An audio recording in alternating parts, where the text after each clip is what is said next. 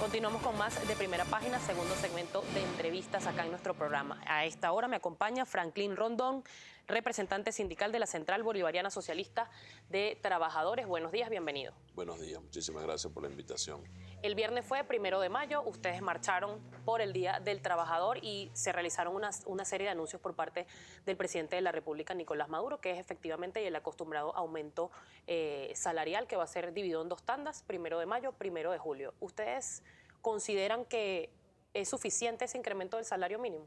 Nosotros consideramos que es un incremento importante y no solamente este anuncio que acaba de hacer el presidente de la República, sino que debemos recordar que en febrero de este mismo año ya se incrementó un 15%, ahora un 20% a partir del 1 de mayo y un 10% a partir del mes de julio. Eso significa que estamos hablando de un 52% de incremento acumulado de acuerdo a las cifras que manejamos. Siento la necesidad de organizar, de invitar a los trabajadores en general y al pueblo para que nosotros articulemos una fuerza real, efectiva, contra la especulación, contra el acaparamiento, contra el bachaqueo. No va a haber incremento salarial posible que pueda cubrir las necesidades de los venezolanos y las venezolanas si no hay realmente una guerra. Si hay una guerra económica, pues tiene que haber una contraguerra, tiene que haber una posición de defensa del salario de los trabajadores.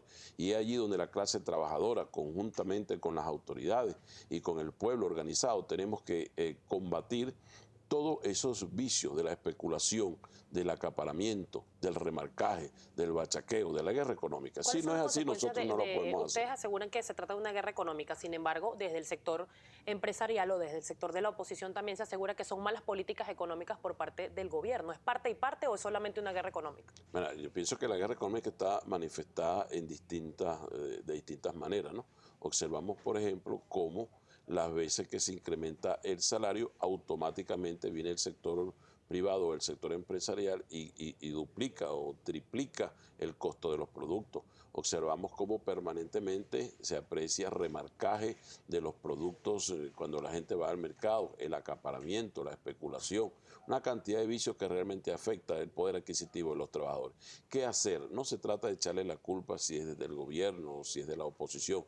Se trata de evaluar que hay una situación que realmente nos afecta como venezolanos, como trabajadores y trabajadoras, y eso merece una posición colectiva, una posición unitaria. A todos nos afecta, a la gente del proceso, a los que no estamos con el proceso, a la gente independiente, a todos afecta la situación económica del país. Entonces no debería haber la respuesta de un solo sector, sino una respuesta como pueblo, una respuesta como movimiento de trabajadores.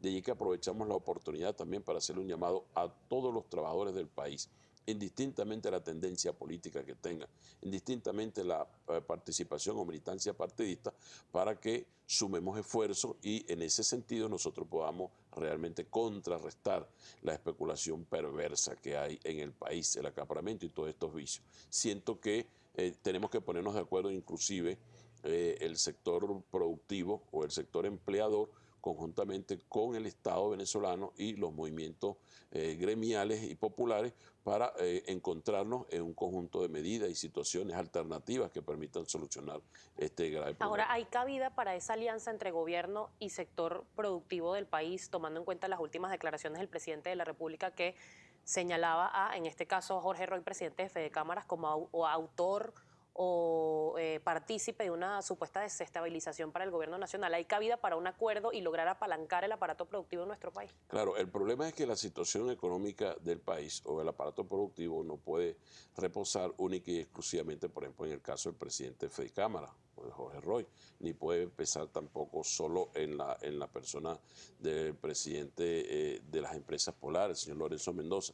El presidente Nicolás Maduro ha tendido su mano y ha hecho un llamado a todos los trabajadores y a todos los empleadores, a los sectores productivos, al sector privado que quiere invertir en Venezuela, el sector privado que no está pendiente solo de pedir dólares y pedir divisas, el sector privado que quiere arriesgar en su país, el sector privado que tiene confianza en el país. En ese orden de ideas creo que es un llamado importante que está haciendo el presidente. Y no se trata el llamado a Fede Cámara, se trata el llamado directamente a los propios empresarios. ¿Por qué no se ha logrado coordinar eso para lograr producir más? Siento que en algunos aspectos se ha radicado alguna situación. El Estado venezolano, el gobierno del presidente, observa que hay un sector privado que en vez de estar contribuyendo a salir adelante de la crisis, en vez de estar ayudando para mejorar la situación social, económica de los venezolanos, están en un plan permanente, una situación de carácter político.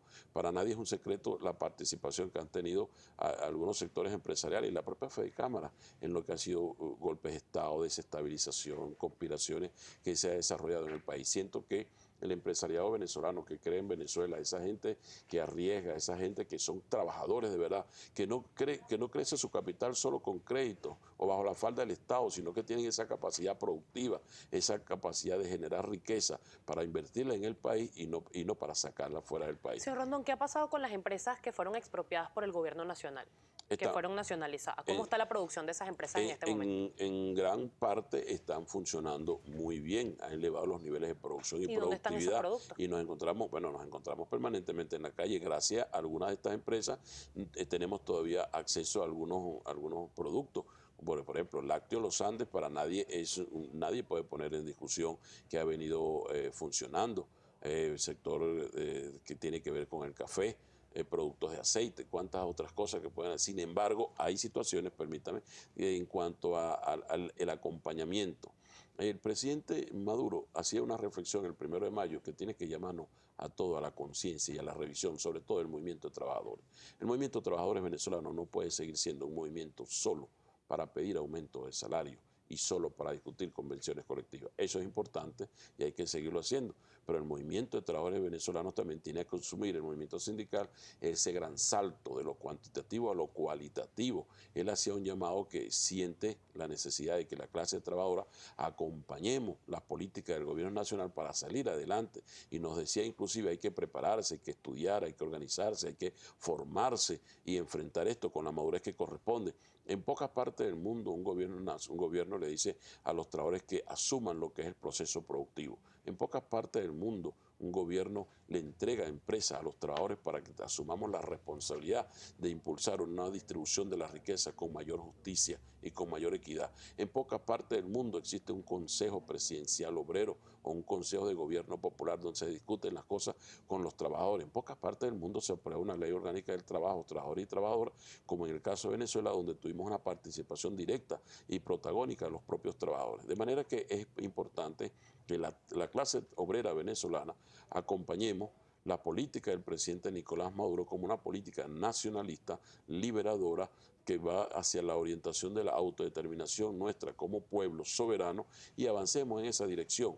Pensar en lo grande, en lo sustantivo, en vez de quedarnos en las pequeñas discusiones y en las confrontaciones estériles que no nos llevan a nada positivo. Precisamente vamos a hablar en unos minutos sobre la ley del trabajo, sobre todo que se le pone ya fin a la tercerización, para que más o menos me hable de cómo va ese tema. Y también pude leer que las bajas en los precios del petróleo ocasionó un retraso en lo que fue la discusión del contrato marco. Sin embargo, la mayoría de las cláusulas ya están aprobadas, pero de eso vamos a hablar en tan solo minutos.